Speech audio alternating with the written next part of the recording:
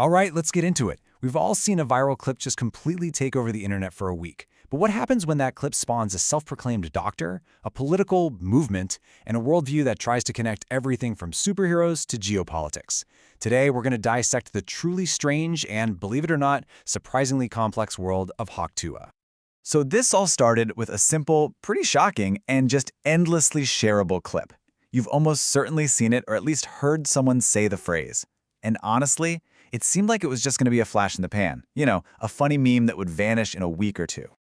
But there's a comedian who has now branded himself Dr. Tuah, and he claims this whole thing has grown into something way, way bigger. He's arguing that what started as a joke is now a genuine cultural force, a movement, as he calls it, that's tapping into something much deeper in our society. And that's the big question, right? It's on everyone's mind, whether you're laughing at the meme or you're just completely confused. To really understand this supposed movement, we have to start with the term itself. Okay, first things first. What exactly is Tuah? Well, there it is. That's the blunt, direct quote from the woman in the original viral video. Tuah is basically the sound effect for spitting specifically, in a sexual context, and it's this really crude act that becomes the foundation for, well, everything that follows. Next up, let's meet the self-proclaimed expert, the doctor who's trying to build a whole philosophy around this. So his origin story is actually pretty revealing. He says he started out doing political satire, but he felt that politics itself was becoming more vulgar and absurd. In his words, it was moving towards Tuah. He even points to things like Kamala Harris appearing on Call Her Daddy as proof that that line between high politics and pop culture is just getting blurrier and blurrier. And make no mistake, he's not just telling jokes here. He's all in on building this brand. We're talking writing a book, planning a documentary, and even hosting live sessions where he'll assess people's, quote, game. So in his mind, this is a serious intellectual project. So how does this viral act become a movement? Well, he argues that the Tuah girl's organic fame is actually more powerful than any traditional political campaign could ever be. He actually compares her to a traditional political candidate. While politicians are spending millions on rallies and ads, he claims she's doing more appearances than major candidates just by showing up at events. Her publicity is viral and totally free. Theirs is paid for and manufactured. To him, this signals a huge shift in how influence really works today.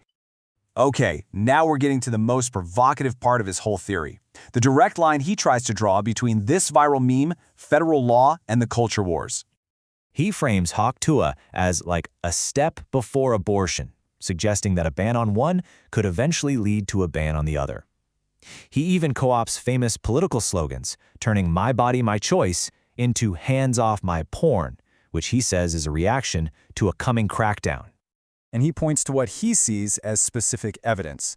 Project 2025, which is a real-world conservative policy proposal.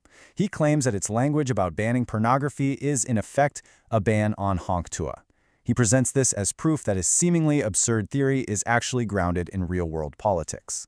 For this comedian, Tuah isn't just an act or a political issue. It's a metaphor for, well, pretty much everything. It's the lens through which he sees spirituality, history, and even physics.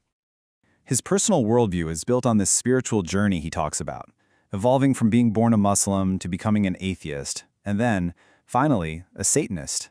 And his justification? He believes Satanism is the only religion that considers stupidity a sin, so he frames his choice as this purely intellectual one. And he applies this worldview to just anything and everything. For example, he makes this bizarre suggestion that the act of Tuah somehow saved the Clinton marriage, basically retrofitting his theory onto huge historical events. He even brings it down to the most mundane examples you can think of. What's the only difference between a regular slide and a water slide? Tuah. It's his way of saying that this principle of making things wet is some kind of fundamental force of nature. And ultimately, he elevates this crude act to a spiritual practice. In his worldview, mastering Tuah is a pathway to enlightenment, a way to achieve nirvana status or even transcend your physical body through astral projection. Yeah. So finally, this all culminates in a single unifying theory. A meme for, well, everything.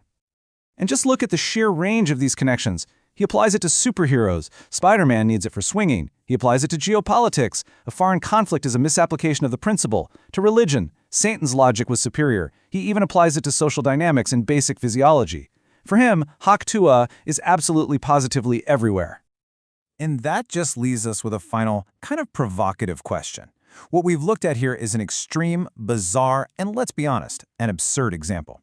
But it forces us to ask, in an age where information, misinformation, and memes spread instantly, can any viral moment, no matter how crude it is, be spun into a worldview or even a political philosophy?